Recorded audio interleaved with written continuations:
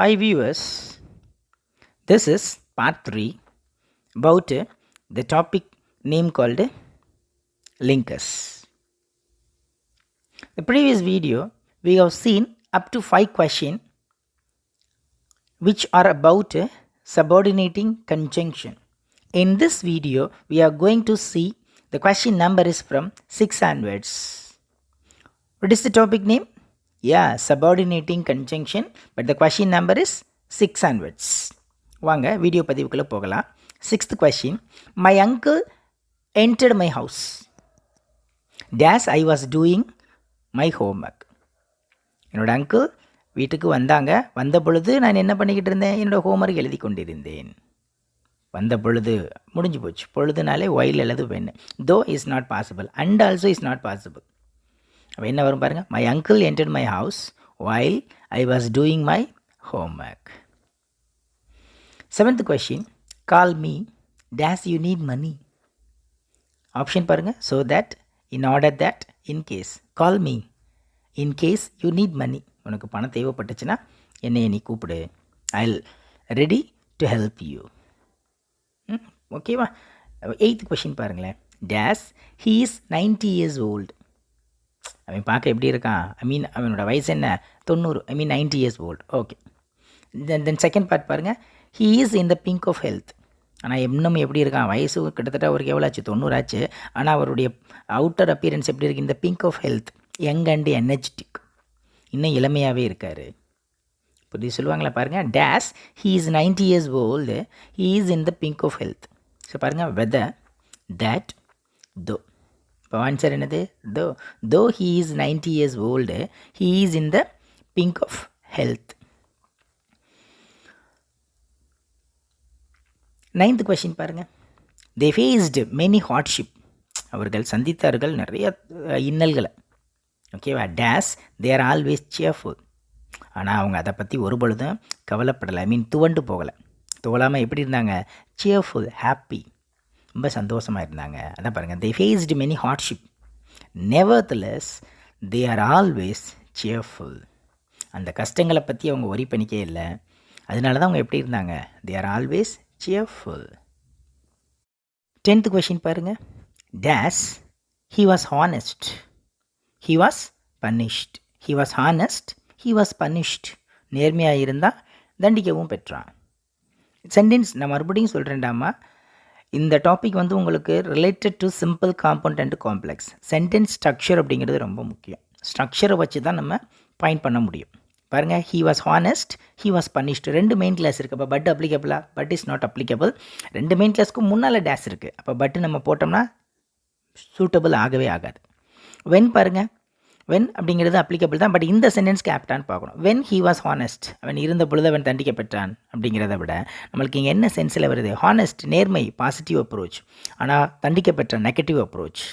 அப்போ positive approach and negative approach அப்படின்னா your answer should be only though he was honest, அவன் நேர்மையாக இருந்த பொழுதிலும் கூட அவனுக்கு என்ன தான் கிடைச்சது, பனிஷ்மெண்ட்டு தான் கிடைச்சிச்சு. அதான் he was punished. 11th one, my mother called me, என் அம்மா என்ன அழைத்தார்கள், dash I was playing football. எப்பொழுது, நான் ஃபுட்பால் விளையாடி கொண்டிருந்த பொழுது. அப்போ பொழுதுன்னு வந்துருச்சு, முடிஞ்சு போச்சா. அப்போ என்னது, ஆருக்கும் வேலை இல்லை, அண்டுக்கும் வேலை கிடையாது. ஏன்னா சபார்டினேட்டிங் கன்ஜங்ஷன் அப்படின்னா நீங்கள் மறுபடியும் சொல்கிறேன், நீங்கள் மைண்டில் போட்டுக்கணும். சபார்டினேட்டிங் கன்ஜங்ஷன்னா 2 மெயின் கிளாஸஸ் இருக்கும். அது கூட நம்ம ஒரு சபார்டினேட்டிங் கன்ஜங்ஷன் ஆட் பண்ணணும்னா என்ன கிடைக்கும், ஒரு சபார்டினேட் கிளாஸ் கிடைக்கும், ஒரு மெயின் கிளாஸ் கிடைக்கும். சரிங்களா. My mother called me, this is 1 main clause. I was playing football, another 1 main clause. இப்போ பாருங்கள், ஒயில் நம்ம அந்த ஆன் த டேஸில் போடுறோம் பாருங்கள். My mother called me while I was playing football. அப்போ while I was playing football என்னது, entire part subordinate clause. 12th one பாருங்க, my salary is low, dash I find the work interesting. என்னோடய சம்பளம் கம்மி தான், ஆனால் என் வேலையை நான் எப்படி பார்த்தேன், ரொம்ப இன்ட்ரெஸ்ட்டாக பார்க்குறேன். அப்போ பாருங்கள், எதை பற்றி, சம்பளம் கம்மியானதை பற்றி நான் ஒரி பண்ணிக்கவே இல்லை. அதான் my salary is low, nevertheless I find the work interesting. 13th one பாருங்கள், the passengers rushed to board the bus. So பஸ்ஸை நோக்கி போனாங்க, இதில் பஸ்ஸை பிடிக்கிறதுக்காக.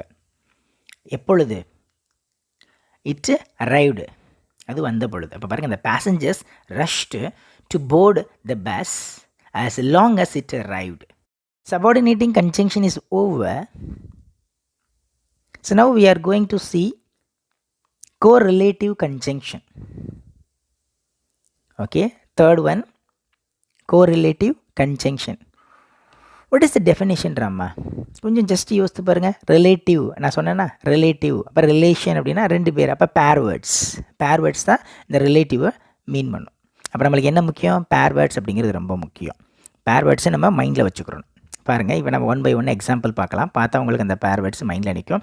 இது குறிப்பாக உங்களுக்கு எதில் கேட்பாங்க? 10th, 11th and 12th error ஸ்பாட்டிங்கில் 100% இந்த மாதிரி கொஷின்ஸ் நீங்கள் எதிர்பார்க்கலாம். ஒரு கொஷின் நிச்சயமாக உங்களுக்கு இருக்கும். வாங்க ஃபஸ்ட் கொஷின் பார்க்கலாம். Sheeba is both a singer and a dancer. இந்த ஷீபா அப்படிங்கிறவங்க யார்? போத்து, ரெண்டு துறையிலையும் இருக்காங்க. சிங்கராகவும் இருக்காங்க அண்டு எ டான்ஸராகவும் இருக்காங்க. செகண்ட் ஒன், நெய்தர் வந்தால் நார் தாண்டாமல் வரணும், மைண்டில் போட்டுங்க. என் கீவேர்டு நெய்தர்னா நார். Neither Raj nor Ram has attended the function. பார்த்தீங்களா, இதில் டபுள் மெத்தடில் எரர் வைக்கலாம். ஒன்று பார்த்தீங்கன்னா இந்த பேர் வேர்ட்ஸில் எரர் வைக்கலாம். நெய்தர் நார்க்கு பதிலாக நெய்தர் ஆர்னு கொடுப்பாங்க. அப்போ ஆர்னு கொடுத்தா நீங்கள் நார்னு மாற்றணும். ஒன் மோர் எரர் எங்கே வைப்பாங்கன்னா ஆன் த வேர்பும் ஆக்சுவலாக அதுக்கு ஹேஸ் அப்ளிகபிள் ஆகும், ஆனால் ஹேவ்னு கொடுப்பாங்க. வாஸ் அப்ளிகபிள் ஆகும், ஆனால் வேர்னு கொடுப்பாங்க. சரிங்களா, இஸ் அப்ளிகபிள் ஆகும், ஆனால் ஆர்னு கொடுப்பாங்க. சரிங்களா, you should consider only the singular formation. Okay, சிங்குலராக தான் நீங்கள் கன்சிடர் பண்ணிக்கணும். அப்போ neither Raj nor Ram has attended the function. Third one பாருங்கள். No sooner did the teacher enter the class then the boys stood up. So ஆசிரியர்களுடைய வருகையை பார்த்த உடனே மாணவர்கள் என்ன பண்ணாங்க? எழுந்தார்கள். அதான் no sooner then, THAN then. Keyword மைண்டில் போட்டுக்கங்க. அந்த தென்னுக்கு பொழுது தென்னு கூட கொடுக்கலாம், THEN கொடுக்கலாம். ஆனால் ஸ்பெல்லிங் பாருங்கள், THAN தேன். இல்லை தட்டு கொடுக்கலாம், THAT தட்டு. பேர் வேர்ட்ஸ் அப்படிங்கிறது ரொம்ப முக்கியம். மறுபடியும் சொல்கிறேன், மைண்டில் போட்டுக்கோங்க. Fourth one, scarcely had they gone out when it started raining. அவங்க ஸ்கார்ஸ்லி had they gone out, ஒரு பயத்தோடு வெளியில் போனாங்க. என்ன வந்தது? when it started raining. அப்போ பாருங்கள், ஸ்கார்ஸ்லி, when keywords. Fifth one, the car is not only economical but also feels good to drive. So பாருங்கள், நாட் ஒன்லி பட் ஆல்சோ. இது நம்ம சிம்பிள் காம்பவுண்ட் காம்ப்ளெக்ஸில் பார்த்தோம், பேர் வேர்டு. சிக்ஸ்த் ஒன் பாருங்கள், either or. Pair word பாருங்கள், அங்கே நெய்தர்னா நார்னு பார்த்தோம், எய்தர்னா ஆர், மைண்டில் போடுங்க. Either Raghu or Bala will have to buy vegetables from the market. Are you clear? So இந்த பாட்டை பொறுத்தளவில் நீங்கள் இந்த கோரிலேட்டிவ் கன்ஜங்ஷன் அப்படின்னா அந்த ரிலேஷன் பிட்வீன் த வேர்ட்ஸ், அந்த பேர் வேர்ட்ஸை நீங்கள் மைண்டில் வச்சுக்கோங்க. இந்த கோரிலேட்டிவ் பார்ட்டில் நீங்கள் இம்பார்ட்டன்ட் கொடுக்குறதா இருந்தால் 100% நீங்கள் எரர் ஸ்பாட்டிங்க்கு இம்பார்ட்டன்ட் கொடுங்க. நிச்சயமாக இதில் உங்களுக்கு கொஷின் வந்தே தீரும். சரிங்களா? என்னோடய வீடியோ பதிவு உங்களுக்கு பிடிச்சிருந்துச்சுன்னா லைக் பண்ணுங்கள், ஷேர் பண்ணுங்கள், மறக்காமல் சப்ஸ்கிரைப் பண்ணுங்கள். அப்போ தான் நான் போடுற வீடியோ உங்களுக்கு உடனுக்குடன் கிடைக்கும். நன்றி.